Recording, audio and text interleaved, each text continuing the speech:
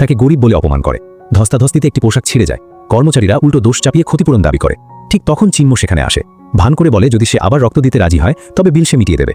দ্বিতীয় বোন ঠান্ডা হাসি দিয়ে বড় বোন দেওয়া ব্ল্যাক কার্ড বের করে। দূর থেকে বড় বোন সন্তুষ্টির হাসি হাসে। চিন্ময়র আগে গুজব ছড়ায় কার্ডটি নাকি অবৈধ। এবার বড় বোন আর সহ্য করতে পারে না, এক লাথিতে তাকে ফেলে দেয়। কর্মচারীকেও চড় মারে। কর্মচারী পুলিশ ডাকতে গেলে হঠাৎ মলের মালিক দৌড়ে এসে কর্মচারীকেই চড় মেরে বরখাস্ত করে দেয়। চিন্ময় হতবাক, মালিক কেন ওই নারীর সামনে এত নম্র। সে হুমকি দেয় বিষয়টি মেয়েটির বাবাকে জানাবে। কিছুক্ষণ পরই বাবা ফোন করে আদেশ দেয় চিন্ময়কে ক্ষমা না চাইলে মায়ের রেখে যাওয়া সবকিছু পুড়িয়ে ফেলবে। সে ঠান্ডা হাসে, হিসেব চুকানোর সময় এসে গেছে। বিকেলে দ্বিতীয় বোন বাড়ি ফেরে। চিন্ময় আগেই উপস্থিত সেখানে। সৎমা জোর করে ক্ষমা চাইতে বলে।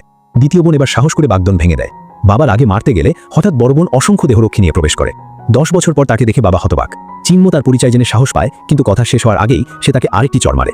চীন পরিবারের সদস্যরা এগিয়ে এলে সে আদেশ দেয় সবাইকে আফ্রিকায় পাঠিয়ে দাও। পরিবারের চিহ্ন দেখে চিন্ময় হাঁটু গেড়ে ক্ষমা চায়। সে সময় নষ্ট না করে সবাইকে বের করে দেয়।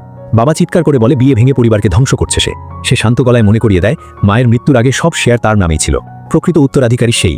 সৎমা নৈতিকতার দোহাই দিয়ে বলে এত বছর সে কোম্পানি সামলেছে, তবু কি কোনো মূল্য নেই? হঠাৎ সে সৎমার গলায় থাকা হাড় লক্ষ্য করে। কঠোর সুরে জিজ্ঞেস করে মায়ের জিনিস চুরি করার সাহস হলো কিভাবে? তারপর চূড়ান্ত হুঁশিয়ারি দেয় নিজে খুলে দাও, নয়তো একে একে সব খুলে নেওয়া হবে।